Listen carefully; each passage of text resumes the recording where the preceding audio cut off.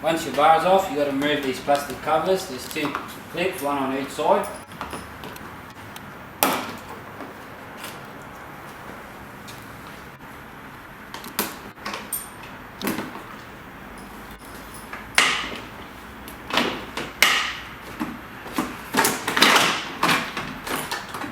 Just put them to the side because you've got to put them back on later.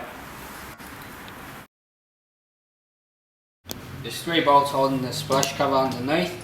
As you can see, 1, 2, 3. You just got to take them off so you can get the Rio out.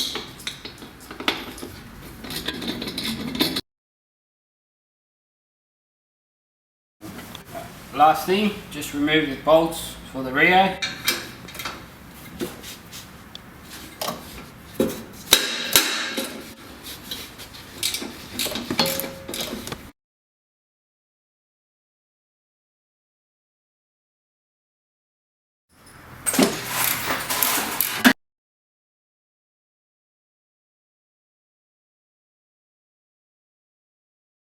Okay, once you've removed all the bolts, just lift this up, slide it out, and that's it.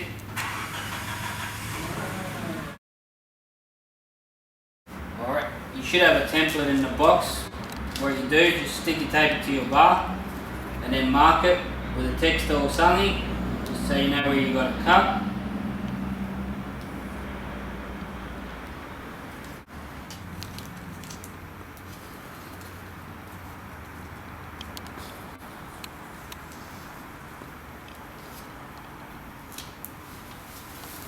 What you can see here is we've got an air saw. Most of you at home won't have these tools, so a tin snip is also fine to use for cutting the bar.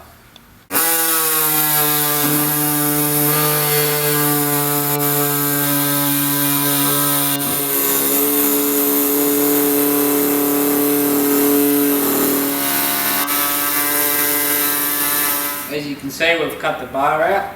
It's not a straight perfect line, but what I've done is I've cut it on the outside of the marking, so I can go now and clean it up and make sure it's all straight with a file or grinder, whatever you got handy.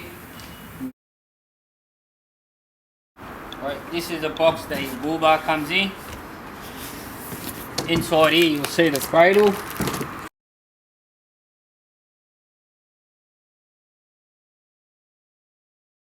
Okay, as you can see, we've got the cradle out of the box, and what you can see in front of me here is the Australian standard, where it's got the airbag compatible, so if there is an accident, these bits here crush.